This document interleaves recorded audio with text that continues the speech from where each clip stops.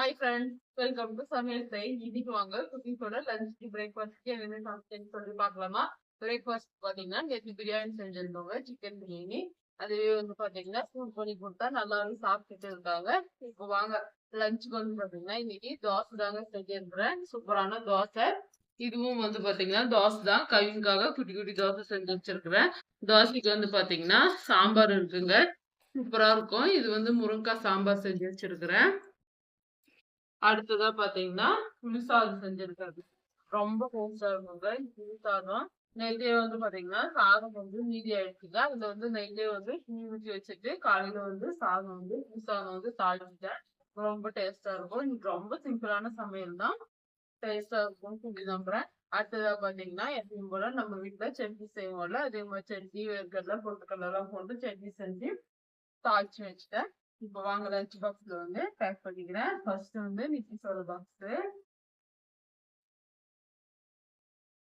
ஆள் ரெண்டு ரெண்டு தோசை போதும்னு சொல்லிட்டாங்க, அதனால வந்து ரெண்டு தோசை வைக்கிறேன்.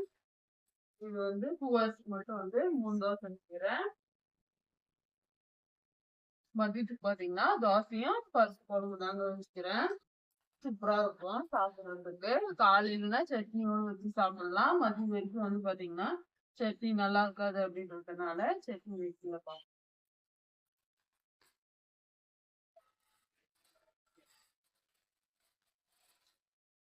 இது வந்து சாமியோட பாக்ஸ்.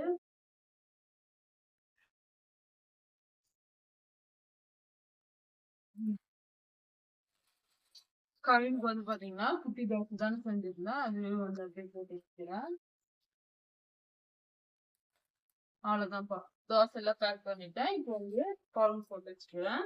இன்னைக்கு வந்து முருங்கைக்காய் குழம்பு தாங்க, ரொம்ப நல்லா இருக்குங்க இந்த முருங்கைக்காய் குழம்பு. தோசைக்கும் முருங்கைக்காய் குழம்புக்கும்.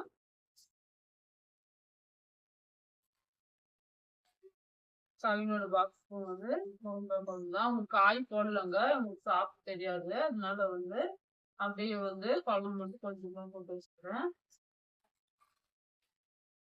இது நித்திஷோட பாக்ஸ்.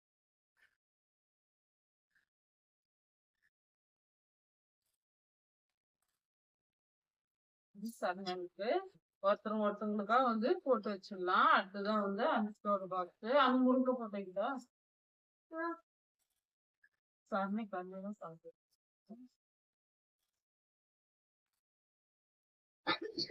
இன்னைக்கு ரொம்ப சிம்பிளான சமையல் தாங்க, ஆனா டேஸ்ட் வந்து ரொம்ப நல்லா இருக்கும்.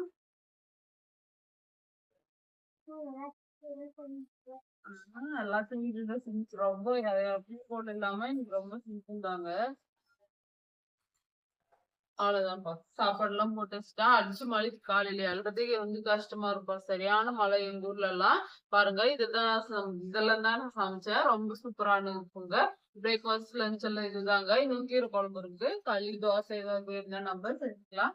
இந்த வீடியோ உங்களுக்கு பிடிச்சிருக்குன்னு நினைக்கிறேங்க. பிடிச்சிருந்தா மறக்காம சமையல் செய் சேனலை லைக் பண்ணிட்டு சப்ஸ்கிரைப் பண்ணி வச்சுக்கோங்க. அடுத்த ஒரு இன்ட்ரெஸ்டிங்கான சமையல் வீடியோல பாக்கலாங்க. அது வரைக்கும் பாய்.